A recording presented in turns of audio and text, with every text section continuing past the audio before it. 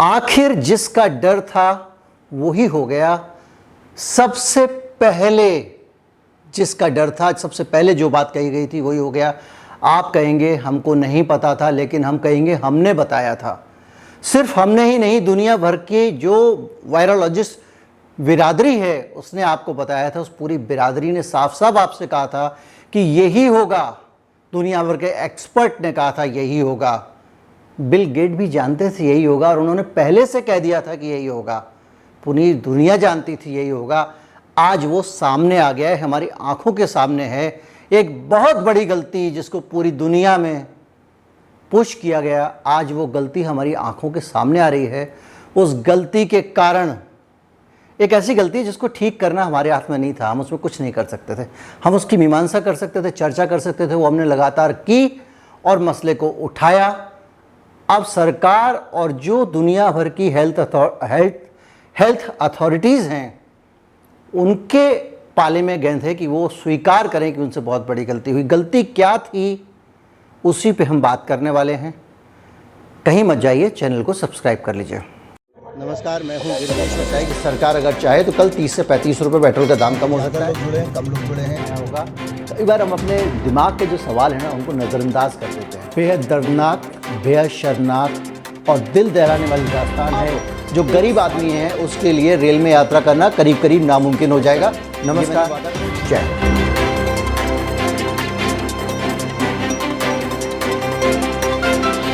हमारा पुराना channel naukilnews.com दोबारा से सक्रिय हो गया है। यहाँ हम 8 बजे प्रीमियर करते हैं, वहाँ रात को हम प्रीमियर करते हैं 9 बजे, और उसमें हम रोज़मर्रा के जो चर्चा हैं, विषय हैं, उन पे बात करते हैं। आज हम बात करेंगे ये कोविड में जो बेरोज़गारी आई, कैसे आई पूरी दुनिया में, किस तरह से इसका असर हमारे ऊपर पड़ा, और भारत कितना आगे कितना पीछे इस मामले में, इस पर चर्चा होगी। 9 बजे प्रीमियर होगा। इस चैनल पे हम कोविड पे बात करते रहेंगे। आज हम बात करने वाले हैं एक ख़तरनाक वेरिएंट की, डेल्टा वेरिएंट की, जो आ गया है।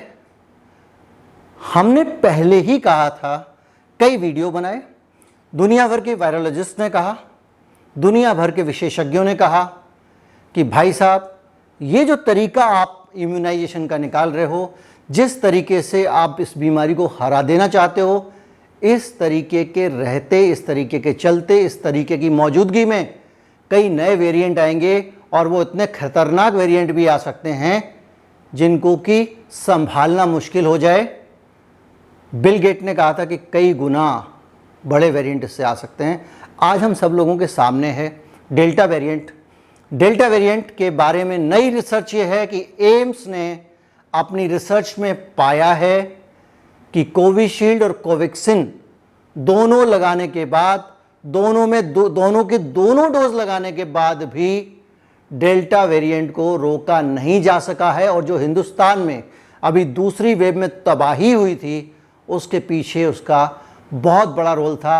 वो एक जो नया म्यूटेंट विकसित हो गया था, उसने हम सब के लिए और पूरी दुनिया के लिए चुनौती खड़ी कर दी है। हालत ये है कि सिर्फ भारत नहीं, पूरी दुनिया के देश इस डेल्टा वेरिएंट से परेशान है। इसको पहली बार भारत में देखा गया था, और इसको कुछ लोगों ने कहा कि इंडियन वेरिएंट, जैसे बहुत सारे वेरिएंट को ब्राज़ीलियन कहा जा रहा था, कोरियन कहा जा रहा था, तो हमारी सरकार ने एतराज़ किया कि भाई हमारा नाम क्यों दे रहे हो, तो इसको डेल्टा वेरिएंट नाम रख दिया गया। ये लंदन वाला जो वेरिएंट आया था, उस पर डबल म्यूटेंट होके उसमें भी और बदलाव होके ये वेरिएंट तैयार हुआ था। अब पूरी दुनिया में मृत्यु दर उसके कारण बढ़ रही है। जिन देशों में पूरा टीकाकरण हो चुका था, उनमें भी मृत्यु दर बढ़ रही है, और वहाँ पे केसेस बढ़ रहे हैं। और रोचक बात पता है क्या है, इसके बावजूद जो हमारे जो बिडेन साहब हैं, उन्होंने अमेरिका के नौजवानों से कहा है कि भाइयों, बहुत ख़तरनाक है, डेल्टा वेरिएंट आ गया है ये, और इससे बचना है तो जल्दी जल्दी टीका लगवा लो। जब पूरी रिसर्च ये कह रही है कि टीका लगवाने के बाद भी डेल्टा वेरिएंट आ गया है, तो डेल्टा वेरिएंट की बात करके क्यों टीका लगाने को कह रहे हो? वैसे ही बोलो टीका लगाओ भाई, डेल्टा वेरिएंट के अलावा कुछ और वेरिएंट आएगा, उससे तो बच जाओगे, ये भी कह सकते थे आप। लेकिन जो भी है, अब हालत है। इस पूरे हालात के बीच में अब आपको ये समझना पड़ेगा कि हम किस तरफ जा रहे हैं। कल का वीडियो भी इसी पे था, उससे पहले वीडियो भी इसी पे थे। कई वीडियोस में बार बार हम एक बात समझा रहे हैं। आप ऐसे चक्र में पड़ गए हैं, एक विशेष साइकिल जो उसको कहते हैं, उसमें आप फंस गए हैं, आप निकल ही नहीं सकते हैं। आप ज़्यादा टीकाकरण कर रहे हैं तो उसकी प्रतिक्रिया में ज़्यादा से ज़्यादा म्यूटेंट बन रहे हैं। ज़्यादा से ज़्यादा म्यूटेंट बन रहे हैं, तो उनसे निपटने के लिए जब पुराने टीके बेकार हो जाएंगे तो आप नए टीके बनाएंगे। आप कहेंगे ये नया वर्जन आ गया, ये फला मॉडल आ गया, ऑब्वियसली आपको बनाना ही पड़ेगा। जब आपके ये टीके काम नहीं करेंगे, जैसा कि एम्स की रिपोर्ट कह रही है, जैसे कि पूरी दुनिया के डाटा है, मेरे वीडियो आप जरूर देखते होंगे, 1-2 वीडियो पीछे जाके जरूर देख लिया कीजिए। जब पूरी जगह, तो ये तो क्या हुआ, हम 9 दिन चले 2.5 कोस, बैक टू स्क्वायर वन। जहां से शुरू किया था इस लड़ाई को वहीं खड़े हो गए, कोई सालों बाद भी नहीं, ज़्यादा दिन कहाँ हुए हैं, अभी जनवरी से ही तो हमने जो है वो टीकाकरण शुरू किया है, और अभी जून आया है, 6 महीने में टीके बेकार होने शुरू हो गए। ये बात तब भी मैंने कही थी। अब मैं आपको बताऊं कि स्थिति ये हो गई है कि पूरी दुनिया में ये जो टीके के कारण रायता हो रहा है, ना निगल सकते हैं ना उगल सकते हैं, ना ये कह सकते हैं कि टीका आप जो है टीके की जगह कोई और रास्ता अपनाएंगे, क्योंकि पूरी दुनिया में हर्ड इम्यूनिटी से लेकर हर चीज़ का सॉल्यूशन इस टीके को ही बता दिया गया है।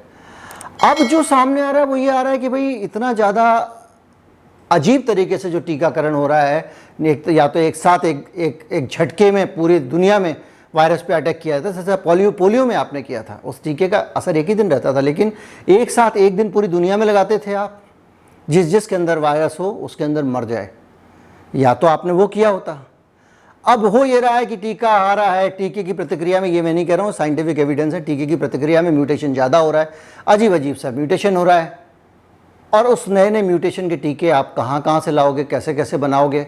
अब बिल गेट वाली बात याद आती है कि जो एंटीवायरस होता है कंप्यूटर में, उसको अपग्रेड करते रहना पड़ता है, नए नए एंटीवायरस के साथ साथ नई नई वायरस की डेफिनेशन आती हैं, और एंटीवायरस में नए नए अपडेट करने पड़ते हैं। तो क्या पूरी ज़िंदगी हम लोग जो है, अब तो 6 महीना भी नहीं हुआ है, क्या हर महीने नए मॉडल का टीका लगवाएंगे क्या? ये कोई वायरस थोड़ी है जो ऑनलाइन अपडेट करने, भैया इंजेक्शन लगवाना पड़ता है। जो भी है, स्थिति बड़ी व्यापक विकराल है। आज कई खबरें थी कोरोना वायरस से जुड़ी हुई, उन सब के बीच में से ये खबर मुझे सीधी कंसर्न की लगी, इसलिए मैं लेके आया हूँ। वरना खबर ये भी थी कि किस तरह से जो है वो पेंटागन ने, अमेरिका की जो रक्षा एजेंसी है, उसने वुहान की लैब को इनडायरेक्ट तरीके से फंडिंग की थी, जहाँ पे वायरस बनाने का काम चल रहा था। वायरस कैसा बनाया जाना था, सरल भाषा में बता रहा हूँ, वो प्रोसेस का नाम बता के मैं आपको बोझिल करना नहीं चाहता हूँ। ये जो कोरोना वायरस की बॉल के बाहर आप नुकीली नुकीली स्पाइक्स देखते हैं ना, कील, ये कहलाती है प्रोटीन स्पाइक्स। ये वायरस के अंदर, अलग अलग वायरस के अंदर प्रोटीन स्पाइक्स लगा के टेस्ट की जा रही थी, ऐसा आरोप लगाया गया है। उस प्रयोग को, जिसमें ये किया जा रहा था, उस प्रयोग को अमेरिका के डॉक्टर फाउची ने फंड किया था, और वहाँ का एक एनजीओ है जिसका मैंने आपको जिक्र किया था, उस एनजीओ ने, मैं बताऊँ आपको, वीडियो देख देख के आप खुद विद्वान हो चुके हैं, सारी खबरें जो बाद में आती हैं पहले आपको पता होती हैं। तो वो जो है, उस एनजीओ ने, फाउची ने उस एनजीओ को पैसे दिए, एनजीओ ने वुहान को पैसे दिए, जहाँ पे ये कार्यक्रम चल रहा था, ये वाला अपडेट करने वाला और वायरस के साथ खेल करने वाला, उसके अंदर कांटे लगा के, प्रोटीन स्पाइक्स लगा के, स्पाइक प्रोटीन लगा के, और उसको पावरफुल बनाने का। अब ये खेल छोटा हो गया है, क्योंकि अब सारे के सारे स्पाइक फेल हो गए। जब सामने इतना बड़ा खेल आ गया, आपके दोनों टीके काम नहीं करें, तो आपको और आगे सोचना पड़ेगा। उम्मीद है फैटर्निटी सोचेगी, लेकिन एक बात आप मान के चलिएगा, जो मैं आपको अपडेट भी देना चाहता हूँ। स्वीडन ने एक प्रयोग किया था, उन्होंने अपने देश में मास्क नहीं लगाए थे, अपने देश में लॉकडाउन नहीं किया था, लोगों से कहा उन्होंने कि आप खुद जो है वो एहतियात रखें। हमने बहुत तारीफ़ की थी स्वीडन की, मैंने भी बहुत तारीफ़ की थी। वो प्रयोग फेल हो गया है स्वीडन में बड़े स्तर पे। अब वहाँ पे जिसको कहते हैं सोशल स्प्रेड, जिसको कहते हैं, वो आ चुका है, पूरे समाज को उसने घेर लिया। हमारे यहाँ क्लस्टर है हिंदुस्तान में, अभी भी पूरी तरह से नहीं फैला है, क्लस्टर्स में फैला है। वहाँ पूरा का पूरा देश जो है, और बड़ी तबाही मची हुई है, बड़ी डेथ हो रही है। इसलिए सोशल डिस्टेंसिंग, मुझे लगता है कि जब तक ये टीके सीके जो हैं वो तो हैं, सोशल डिस्टेंसिंग को कायम रखिए, अपने आप को बचा के रखिए, आइसोलेट करके रखिए। किसी भी हालत में आप अगर वायरस के संपर्क में आते हैं, जोखिम भरा हो सकता है। भले ही आपके अंदर नेचुरल इम्यूनिटी है, नहीं है, आपको पता नहीं है, इसलिए आप उस चक्कर में पड़े नहीं, और अपना ख्याल रखें, अपना ध्यान रखें।